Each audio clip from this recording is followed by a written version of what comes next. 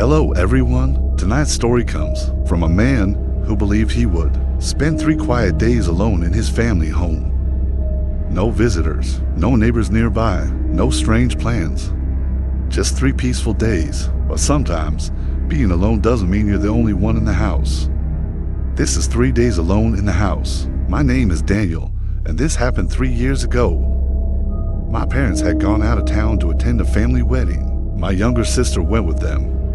I couldn't go because of work. That left me alone in our house for 3 days. At first, I was excited. No rules, no noise, no interruptions. The house sat at the edge of a small town. The nearest neighbor lived several hundred feet away. It was quiet during the day, to quiet at night. Still, I wasn't worried. I was 24 years old. What could possibly happen? The first day was normal. I worked from home, ordered food, watched movies, and stayed up late playing video games. Around midnight, I heard a loud thump from upstairs. I paused my game. The sound had come from the hallway above my bedroom. For a moment, I listened carefully. Nothing. I told myself it was probably the old house settling. The place was nearly 50 years old. Old houses make strange noises. I continued playing. A few minutes later, another sound echoed from upstairs. This time it sounded like footsteps. One step, then another, then silence. A chill ran through me. I muted the television. The entire house became silent. I grabbed my phone and walked upstairs. Every room was empty. Every window was locked. Nothing seemed out of place. Feeling slightly embarrassed, I went back downstairs. Before going to bed, I checked every door in the house. Locked, everything was secure, or so I thought. The next morning, I woke up feeling tired. I barely slept. Something about those footsteps kept bothering me.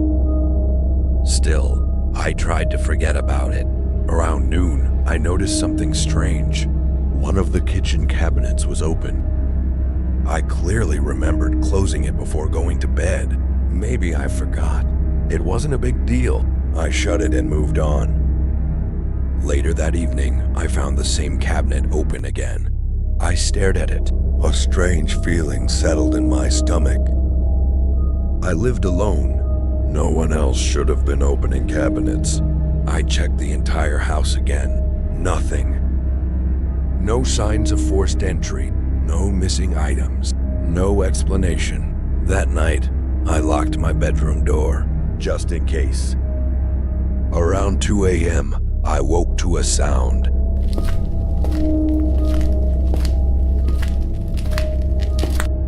Slow footsteps moved through the hallway outside my room. My eyes opened instantly. The footsteps stopped directly outside my door. I froze. The silence felt endless. Then came 3 slow knocks. My heart nearly stopped. I stared at the door. Nobody should have been there. Nobody. I grabbed my phone and turned on the flashlight. The knocking never came again. Eventually, exhaustion took over. I fell asleep. By the 3rd day, I was nervous. I kept checking doors and windows. Every shadow seemed wrong. Every sound made me jump. That evening, a storm rolled in. Heavy rain slammed against the windows. Thunder shook the house. The power went out around 10:30 p.m. Suddenly, the entire house was swallowed by darkness. Only my phone flashlight remained. I decided to go to bed early. I locked my bedroom door. Then I heard something. A door opening upstairs. Slowly, very slowly. I sat upright. The sound was unmistakable. Someone was moving around inside the house. I grabbed a baseball bat from my closet.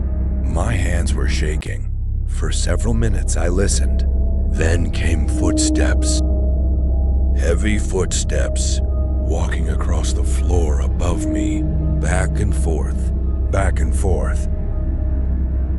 as if someone was searching for something or someone. I couldn't take it anymore. I stepped into the hallway. The house was pitch black. The storm outside made everything worse. The footsteps stopped. Silence. Then I heard a whisper, a voice, very close. It sounded like someone saying my name. Daniel. I spun around. Nobody was there. My flashlight revealed only empty walls. I ran upstairs. Every room appeared empty. Then I noticed something strange. The attic door was slightly open. I stared at it. My stomach dropped. The attic door had been closed all week. I was sure of it. A cold breeze drifted from the darkness above. Slowly, I climbed the ladder. The beam of my flashlight swept across dusty boxes, old furniture, cobwebs. Then it stopped. There was a mattress. A recent mattress. Not old. Not dusty. Someone had been sleeping there. My blood turned cold. Next to it sat empty water bottles, food wrappers, and a flashlight. Someone had been living in my attic. The entire time, for days, maybe longer. Suddenly, I heard movement behind me, a loud scrape. I turned. A dark figure stood at the far end of the attic, watching me, not moving, just staring. For one horrible second, neither of us moved. Then the figure rushed toward me. I screamed and dropped the flashlight. Everything went dark. I stumbled backward, nearly falling through the attic opening. Adrenaline took over. I climbed down the ladder and ran. I didn't stop. I grabbed my keys and sprinted outside into the storm. Then I called the police. The officers arrived within minutes. They searched the house, including the attic. But the person was gone. They found evidence that someone had been secretly living there for weeks, maybe months. Nobody knows exactly how they entered the house. Nobody knows where they went, and they were never identified. My family returned the next day. We moved out less than 2 months later. I never spent another night in that house. Sometimes I still think about those 3 days. The footsteps, the knocking, the whisper. But one thing terrifies me more than anything else. The police later told me something they hadn't mentioned that night. The mattress in the attic wasn't meant for one person. There were signs that 2 people had been staying there. They only found one set of footprints leaving the attic. To this day, nobody knows where the second person went. If you enjoyed this story, don't forget to like, subscribe, and turn on notifications for more true horror stories. And remember, just because you're alone in the house doesn't mean you're alone.